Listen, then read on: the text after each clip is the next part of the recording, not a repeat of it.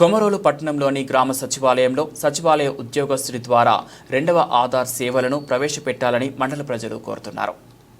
ప్రకాశం జిల్లా కొమరోలు పట్టణంలో ఆధార్ కోసం ప్రజలు తీవ్ర అవస్థలు పడుతూనే ఉన్నారు. మండలంలో మొత్తం 74 పల్లెలో ఉండటం దాదాపు 60 పల్లెల ప్రజలు కొమరోలుకు వచ్చిపోతుంటారు. కొమరోలు పంచాయతీ వరకు 1, 2, 3వ సచివాలయాలలో అనేక గ్రామాలు కలుస్తున్నాయి.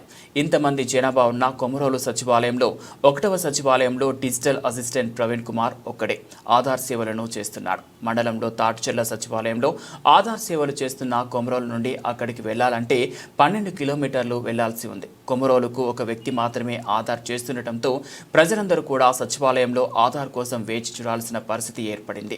డిజిటల్ అసిస్టెంట్ ప్రవీణ్ కుమార్ ఉదయం నుంచి సాయంత్రం వరకు ఆధార్ సేవలు చేస్తున్న ప్రజలు విపరీతంగా వస్తూనే ఉన్నారు.